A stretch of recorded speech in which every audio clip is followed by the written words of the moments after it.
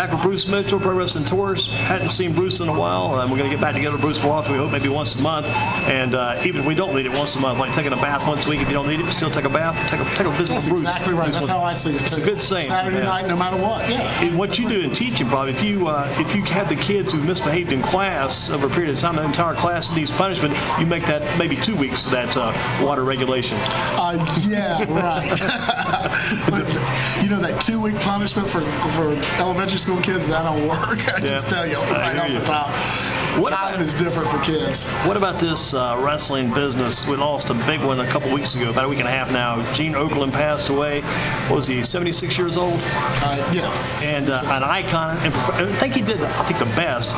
Very good interviewer. He seemed to get along good with the wrestlers he interviewed, had that energy, charisma, had that approach, that delivery, had the delivery when he came through. He and Hulk Hogan together reminded me, I thought about it, kind of made me think back to back when it had back in the day, Howard Cosell and Muhammad Ali, they're back and forth, reputate back and forth. He had the same thing with Hogan. I think he helped make Hogan. I think Hogan helped make him. But very man, much so. Gene Okerlund, what about him over the years? Well, wow. Made his last public appearance at WrestleCade in Winston-Salem over Thanksgiving weekend. Were you there for that one? I was, and seemed to be doing pretty well. I know he closed down the bar Friday night and came back Saturday night and had a nice line and very charming guy, full of personality, and he was the quintessential stick man. I think of him as the Andy Durham of professional wrestling. Andy Durham here in Greensboro, had a way with a phrase and had a way with people, and so a guy out of radio that was asked, one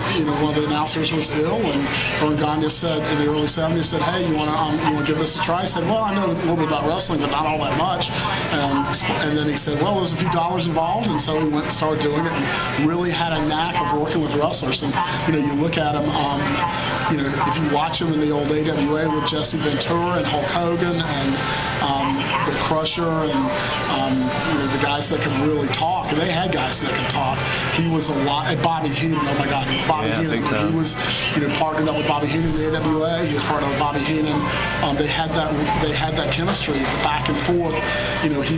Playing straight man is a real comedy talent, and he knew how to set guys up, but he also knew how to have that little aside and that little, that one little thing to say that would bring the house down. And enjoyed his life and enjoyed doing that stuff.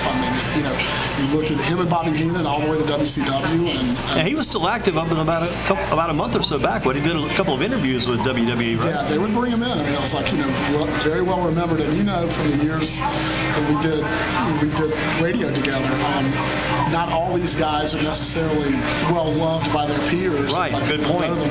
And you really didn't hear anything all that negative at all about Gene Okerlund. Just that people loved him. He did a great job. He worked very hard, and he loved a good time. And that's in positive ways. Had a good family man and all that. But something, Mean Gene. That's the hard thing. Let me tell you something, Mean Gene. Let me tell you something, Mean Gene. Stands out in your mind. It just sticks with you. He knew how to set up Hogan, and it was really important that they had gotten their act together in the AWA. And when Hogan made that jump, one of the people he wanted the most to come with him was Gene Okerlund. Gene Okerlund really put the spice in that, and across a bigger landscape for him.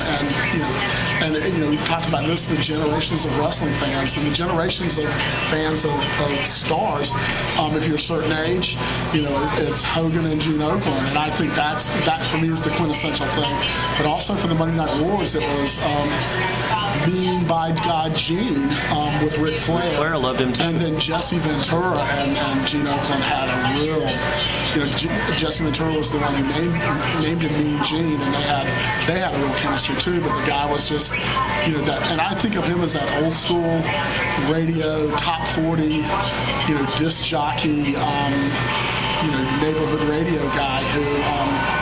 learned how to do that. A salesman who could sell. What was the guy with TNA back? Don? What was Don's last name? West. Kind of a Don West kind of guy, but with better taste. Better taste, yeah, and knew when to hold back a little bit. I think he was at his best in the 70s and early 80s. And in WCW, I think there was some frustration with how disorganized it was. That 900 number kind of hurt him in WCW too. Well, I mean, that's a camp classic in certain ways. WCW 900 number. I mean, the whole, he was told, we'll give you a cut of this that makes it.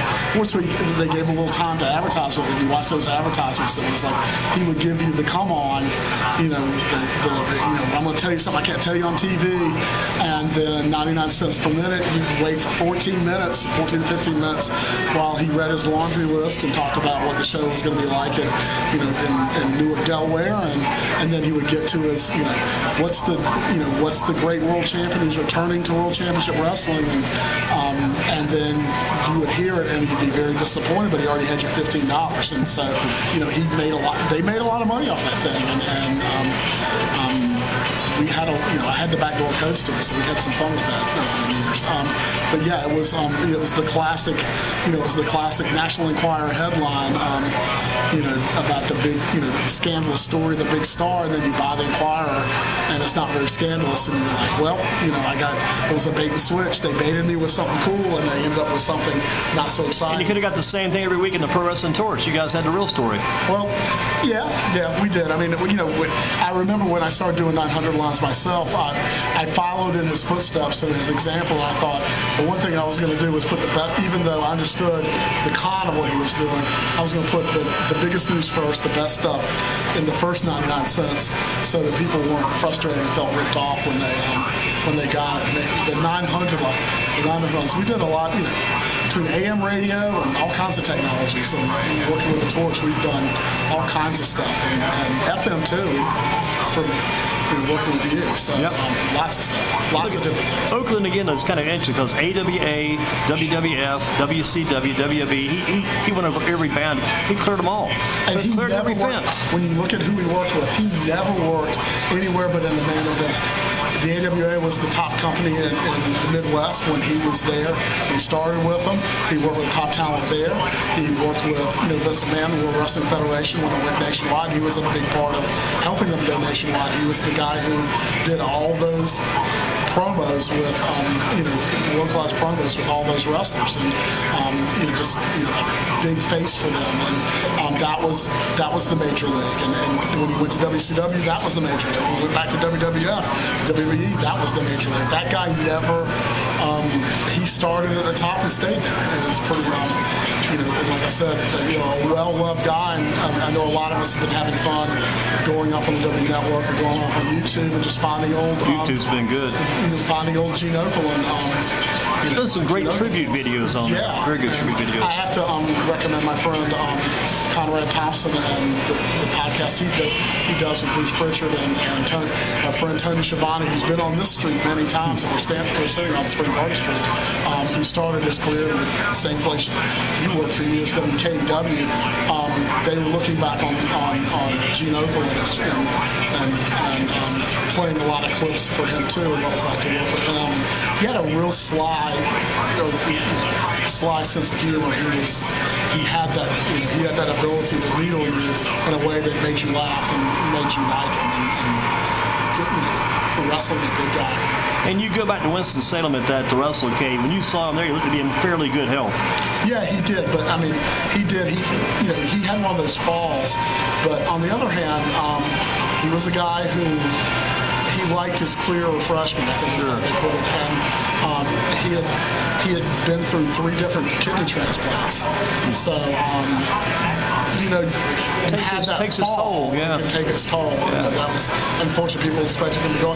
Mine was as sharp as that's what I heard from people talking to him and all that. Mine was fine and sharp and having a good time. So I think he lived a life. I mean, I think he lived a life and touched a lot of people and enjoyed his work and lived the way he wanted to. Good for him. We'll miss him. We closed it out today here this Wednesday at the Sheets on Spring Garden Street. Bruce Mitchell, Pro Wrestling Torch, Inside the Ring, the King of the Ring reporters back in the day. In the ring with Bruce. Biggest story cooking right now in pro wrestling, what is it? The competition between WWE, All Elite Wrestling, Ring of Honor, and New Japan Pro Wrestling, and how this is going to affect the talent, how the talent's going to move back and forth, and how it's going to affect how these companies market. They just, Finn Balor got the main event against Brock Lesnar in the Royal Rumble. That was something that surprised Monday night, and something that was in the works. But does this does a 73-year-old man who has $1 billion, who loves to compete, will he change the things he needs to change, or does he I'm right and you're wrong and they're all going to fall, and it's a really interesting time in professional wrestling. It's a big story time. You think about it with this Khan family out of Jacksonville, Florida, going All Elite Wrestling. We talked about the Jarrett family. The Jarrett family, I think, was with Mr. Khan. That $100 million, the first one would be gone. They'd be working on the $700 million right now, I think. That may already be allocated. The way the Jarrett's work. I don't know that Tony Khan's in any hurry. Tony Khan, he's not a con man. He is connected in. He's not a con man. No. They're connected. And he's a sports metrics guy, too. Yeah, he is. A lot of analytics on his part. He's been running analytics for a good while in football. I know from a fact, reading about that. Right. Yeah. So it's gonna, we'll see. We'll see how he does with this. I mean, we don't know. So what's the next move? What happens next to those guys? Do they have any kind of scheduled events coming up? We know about Las Vegas. That's later in May. But anything else between now and then? What are they going to be doing? I think the talents. Cody Rhodes is healing up his knee, and my understanding is one of the Bucks is going to every Disneyland, taking his kid to every Disney World in the world, and they're kind of laying low a little bit, but also it's about that television TV contract. Watch for that television deal. They need one that pays them. You need to have, and has a big enough base that a network that's big enough that. Who might that be? It could be ESPN. You just think about what are the top networks. It's not going to be USA. It's not going to be Fox. But so that leaves ESPN, TBS, TNT. That level, it can't be, it can't be a, it can't be a. It can't be Access. No Access. No. Access is fine, but it doesn't have a big enough. It doesn't have a big enough base audience. And that's the Mark Cuban company, Access, right? That's Mark Cuban, right. Yeah. And so, so it's got to be one of the big ones. It has to be one of the big ones. So, and it has to be paying them to do it. It can't be, putting them on television on Saturday afternoon. It has to be prime time, a major promotion. The way the landscape is right now, what's the best night to choose? What's the best night to be on? I'd look for Wednesday. Middle of the week, not taken yet, right? I'd look for Wednesday. I think Wednesday. There's too much basketball on Tuesday, so that'd be my wrestling Monday, wrestling Friday. Yeah. Already taken. Yes. Nexus is on. When is Nexus on? Or next? When's next on? Nexus is Wednesday. NXT is Wednesdays. Yeah. So it's also on demand. So it's you can watch it at 9 o'clock on Wednesday, 9 o'clock tonight, 9 o'clock on Wednesday night, so you can wait and watch it later too, anytime. But live Wednesday night. Yes. Well, first run Wednesday night, but this I expect will be live. I think it's worth the money they've got to put in. It's got to be live because when back in the days of TNA, they had the most success. They lost a lot of money because they didn't have the right money in place, but they had their most success viewer-wise when they were live on that Monday night. Had a huge audience that Monday night. They did in the beginning. They did in the beginning. When all of a sudden you bring in the name talent they Scott Hall, Hulk Hogan, and Ric Flair, and Kevin Nash, all those guys. Bischoff and all those guys. John Waltman even showed up. Yeah. So you do all, and Jeff Hardy, I believe, at that point. You do all that, but still, it's like I would. They're gonna be a live promotion. I do know that's the plan. So, but like I said, you got to sign that television deal, and they've got connections and the right people to pursue that. Who's the one established wrestler laying out there besides Chris Jericho they need to go after? Anybody you can mention here today? There's the story today, the Revival, who are guys from here. I'd argue it, the best tag team in WWE asked for their release. And who are they? What are their names? They're Scott Dawson and Revival. So I've gotcha. WWE guys right now? Yeah, right now. I mean, they're on there all the time, and they're from this area. I mean, they very much they work like Anderson brothers. So so that's Gene and Ole. So that's so get the Revival. Get those guys. But that doesn't mean they're going to let them go. Pac is going in there. Neville will be with them, and I think that was big. But WWE put that guy on the shelf for over a year. Who's a Neville? Neville. So so he's back to being Pac, but he didn't want to. He didn't want to be second fiddle to a white rapper. So I don't blame him Enzo Amore. So that didn't work out so well for anybody. So that's there's a lot of guys in play, and there's a lot of we'll see where all this goes. Bruce, it goes this way next. We're going to close out tonight. See you next time around. Great work as always. Final thought. Let me give final thought. AJ Styles. He's available. I didn't say that. He could be. I heard him mentioned too. Yeah, I mean, his contract's coming to an end. And he likes that high-level action too. He likes something new. He likes a challenge. He took the challenge to WWE. He likes that challenge. He likes that He's challenge. not getting any younger too. He needs to go now. He's not getting any younger. So, does he sign one last strong contract with WWE and work his way out, or does he gamble and get some more control over what he does and maybe gamble for even more money and make more money. So it's like that. The last word, AJ Styles. Just AJ Styles.